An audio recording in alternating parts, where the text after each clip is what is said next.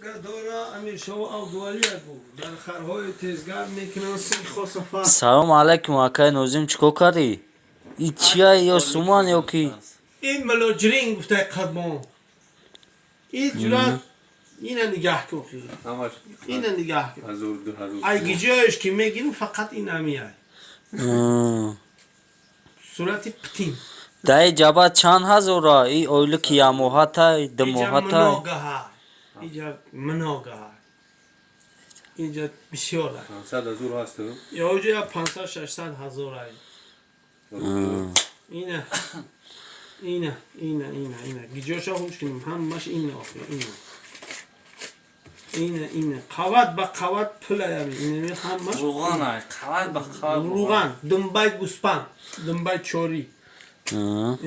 بگو ما توی قصار هم گشتیم الده میگوست اینه آخه چی بگم آخه اینه چی بگم کدام پرش خوش کنم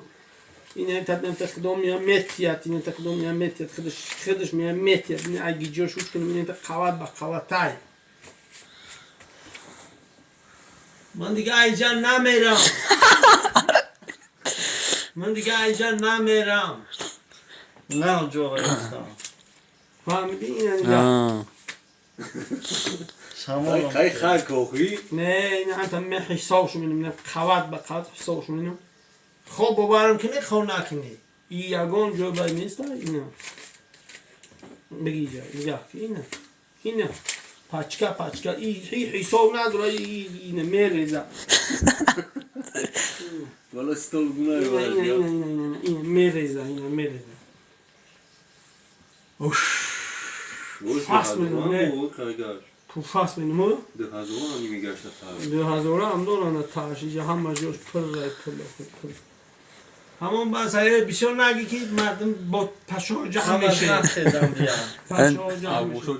نسبت همه یگان گفتن داره اکای نوزیم با شما خیر مینول نه شاه نمیتیم شاه خودش ایقا بسیار دوره مالی خواهید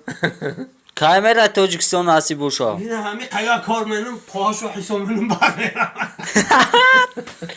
مالی خواهد پانوه تو بخدو با خدا